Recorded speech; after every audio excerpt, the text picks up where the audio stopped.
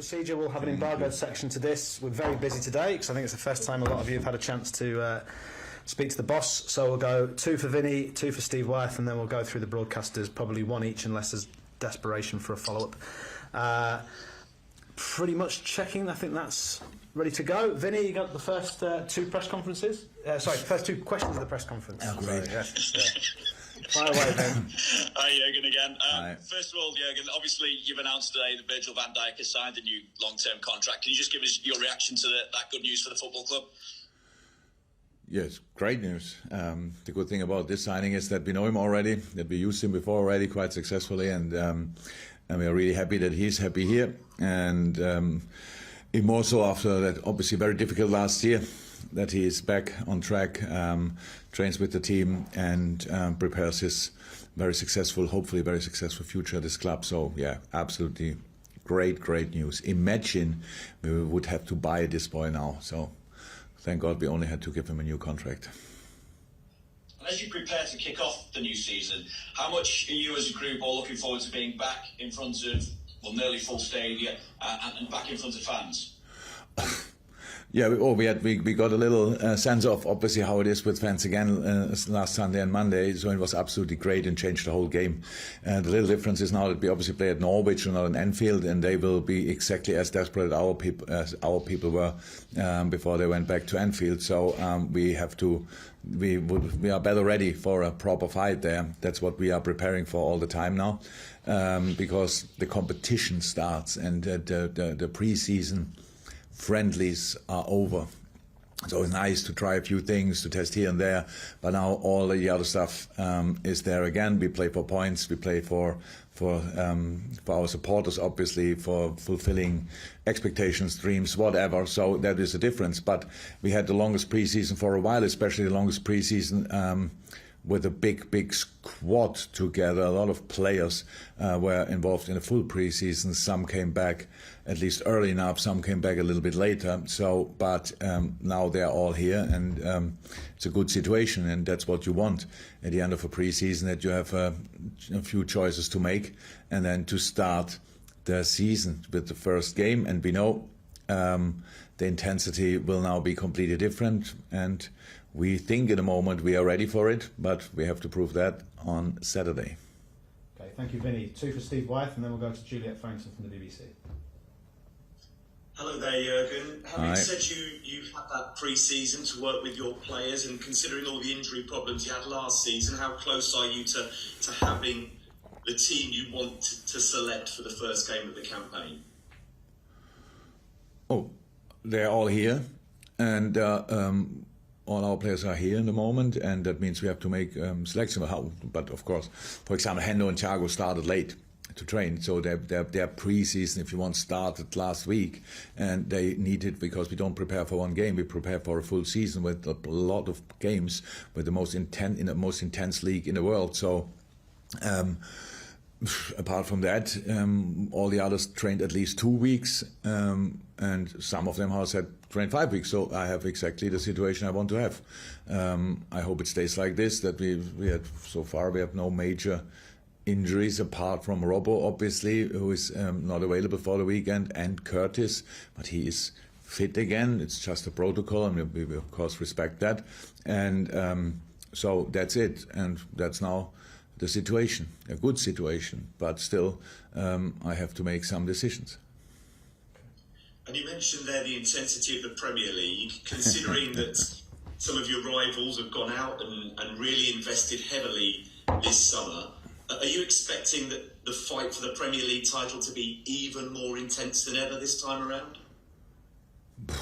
I don't know if is that possible. So yeah, last year obviously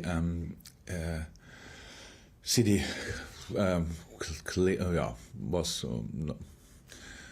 the gap was pretty big. The year before with us, the gap was pretty big. I'm not sure if it can get even more intense for all the rest. So we will see. Yeah, Chelsea obviously is not hiding their ambitions, and Man United isn't.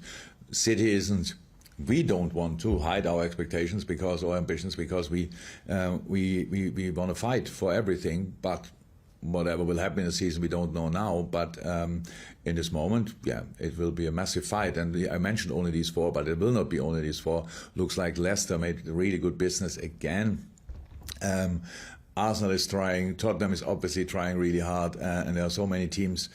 West Ham played the best season for a long time last year. They didn't get worse over the summer, so it will be an interesting league again, very interesting. So let's see how it starts, and then we can talk about that, and then let's make the next step.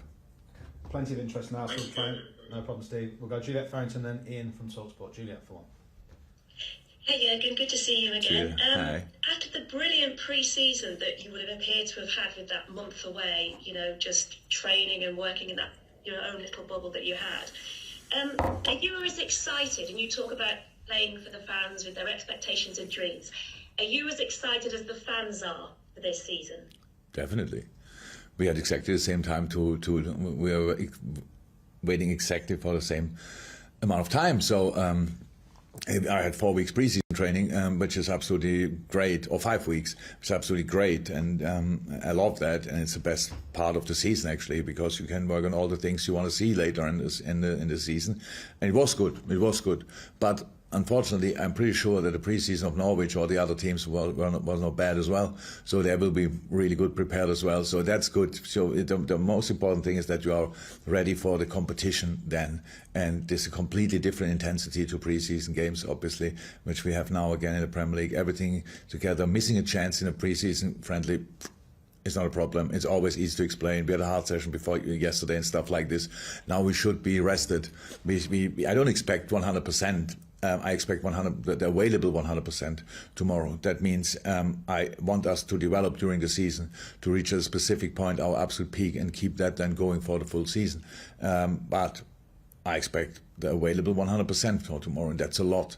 So, and that's what we have to show. And then we have to be ready for all these pressure situations that you score or they score, and you have to react and all this kind of stuff. And that's something you can talk about in preseason, what we did, but then there's still a difference between the reality and what we were talking about before. So how do we react in stress situations? That's all interesting, and I'm really excited about that it's starting now again, because we all want to play proper competitive games. Preseason is important, but we all prepare only for the league, and the league starts now, and it's very exciting. Thank you, Juliet. We'll go to Ian for TalkSport, and then to Carl Woodward from BBC Merseyside. Hi Jürgen, how are you? Good, thank you. Jürgen, were you surprised that clubs like Manchester City spent £100 million on one player this summer? That obviously we saw Manchester United spend over £100 million on a couple of players, and that Chelsea spent nearly £100 million on a striker, considering we've just come through a pandemic? And how important is this to get a good start to the season as well?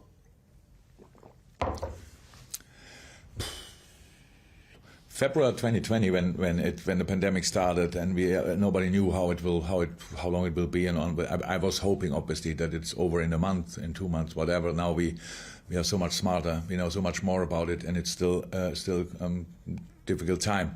So it was for everybody. It was for football clubs as well, obviously for different reasons, and that's probably the reason why you asked me if I'm surprised. No, because these clubs don't depend on this kind of things. I think it's just not.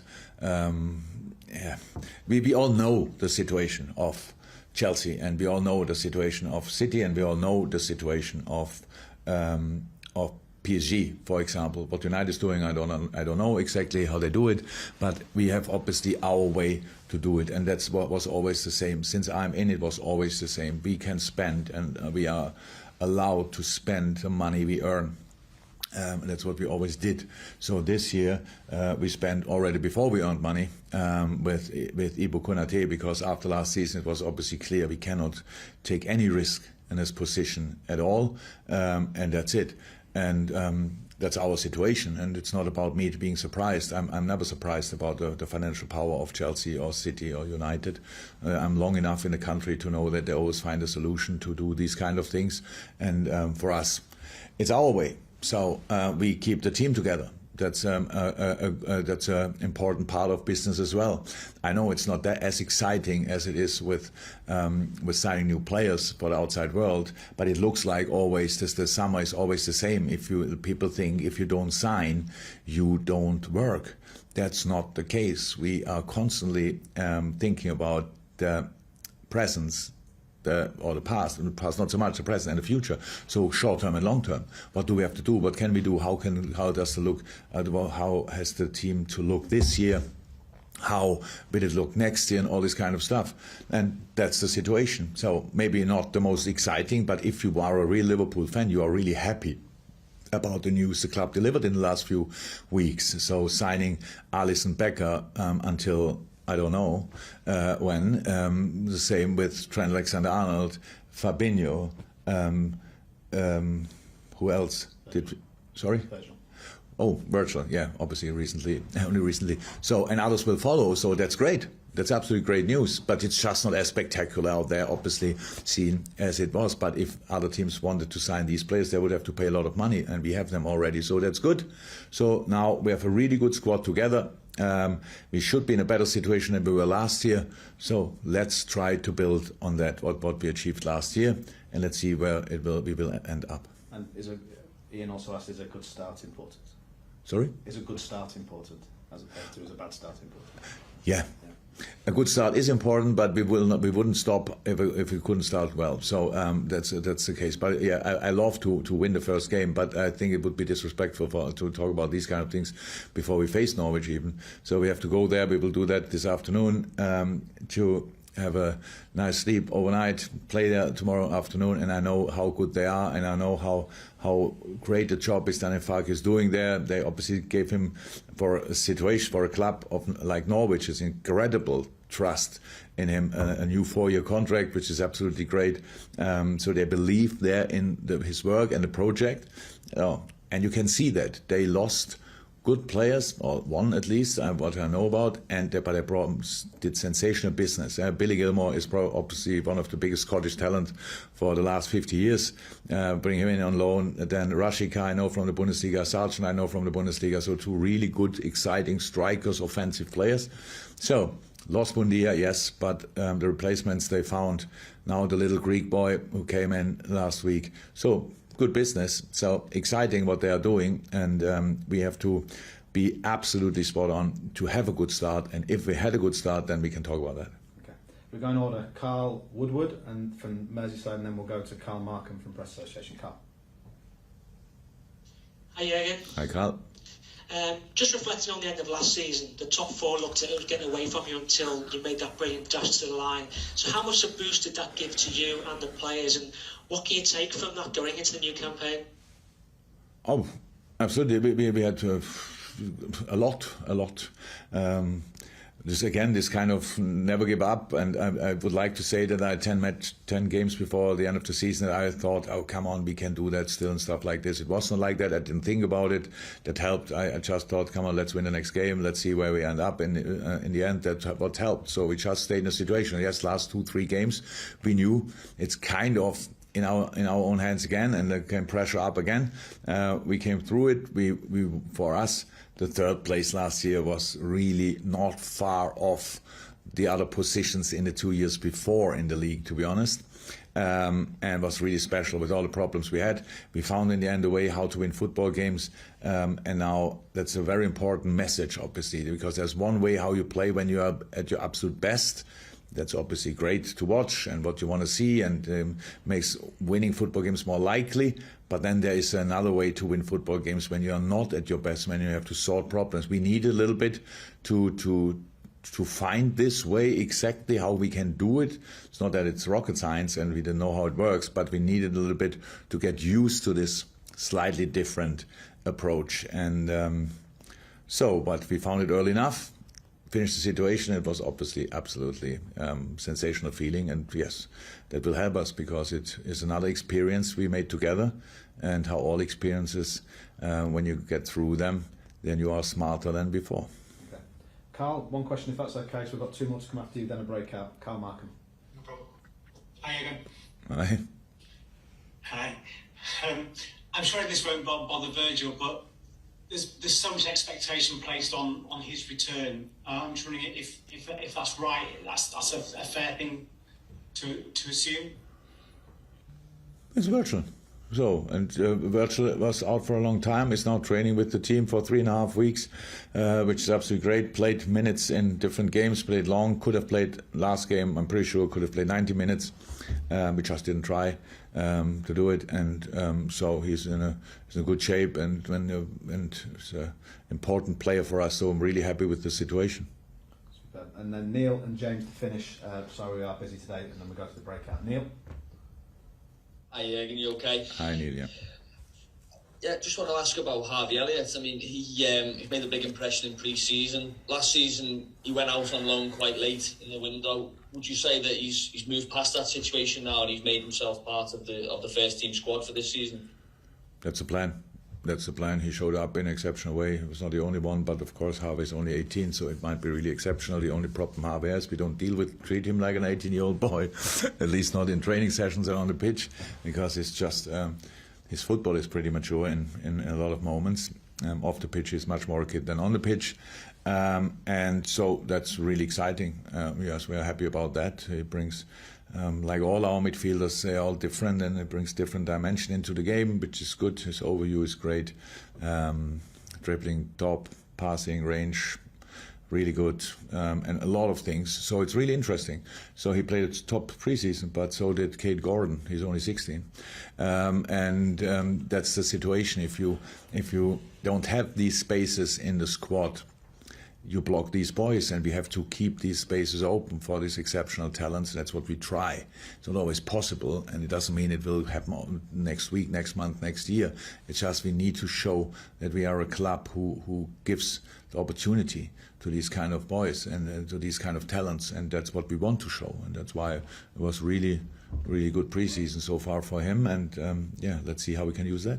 Thank you, Neil. And before we go to the embargo section, just a reminder for those who are putting their hands up, we have been on for a while, so I can't take everybody who's going to put their hand up in it, but if you want to do so now, I'll try to admit you. James, to finish the open section. Hi, Jürgen. Just in terms of Gini Wijnaldum, obviously he left the club this summer. He hasn't been directly replaced in terms of the business you've done so far. Is that down to finances? Is that because you genuinely do see solutions within the squad? Because obviously he was such a key part of your unit. He was absolutely. He was the most consistently available player, at least, and he was. And I think you don't have to hide the relationship I had with Gini and how much I loved his way of play, how reliable he was as a player, and all this kind of stuff. So, but he's not here anymore, and. So now you tell me if you would sign a midfielder, and then tell me the name and I think about it. That would be really interesting. No, just to say we can count our midfielders, and then you tell me we need to replace Gini Wijnaldum. So we have now so far Henderson and Thiago had not really being involved in the preseason. Maybe a few days now. Let me say nearly a week. We played quite a few games with Milner, Naby Keita, and Harvey. So we have another midfield which played now the second game, I think, that was Oxlade, Fabinho, Curtis Jones. Curtis, another player who can and will make the next step, and he's exceptional talent. So, yeah, I think these are the pure midfielders. I for sure forgot somebody, which would not be nice. But as it's already only the numbers and different profiles of players and stuff like this. And now you tell me which player we need. I'm really interested, not angry, not annoyed, not at all. I'm really interested. Which kind of player would you like to sign? What should the player have we should sign? So should he score more goals than Gini? Should he defend better than Fab? Should he be more creative than Naby, Curtis, Ox, Harvey? What does you want? What do you want? Well, I think a lot of fans would say there's been a lack of goals from midfield. Maybe that would be one element that people would say that it could be improved. Yeah, so he should score more goals. Yeah, okay, makes sense. Then if I don't know which midfielder it is then who scores more goals from that position, then the boys of us. We never said we don't have to improve. We have to improve, but we have to score more goals from midfield positions. You have to create the situations for that. So it's not that you just can say in a midfielder, if a midfielder has to play for us in the way we play, then it's not that easy that he's constantly in goal scoring situations. So they have to do different jobs. We have a specific setup of our team. You see where our fullbacks are usually in attacking moments. You see who's in the box, who is there. We could have scored more goals, definitely yes. It's not about having a different player for that. It's about different positioning in that situation, and our boys can do that as well. I really understand that, and I'm not the sixth year here, and I think pretty much apart from the year when we signed Ali and Wirtz, it was always the same. It looks always we don't sign enough, we don't do enough, and this kind of stuff. But we were constantly on improving the team, and one part of it is signing new players. But the most important thing, and I actually think our fans appreciate that as well, is having a group together who is fun to watch, who is exciting to watch, who is fighting together, who creates a specific, who is definitely 100% committed to the club and to the values of the club and all this kind of stuff. And we have that. So in that loud, let's fight with all we have, and whatever happens until the end of the preseason, we will see. But we cannot just add on players to this squad and say, so, and now let's have a look how that works, because you have to deal with the squad the whole year. And that's why if somebody wants to leave or leaves or stuff like this, then we have to think, do we have to replace it or not?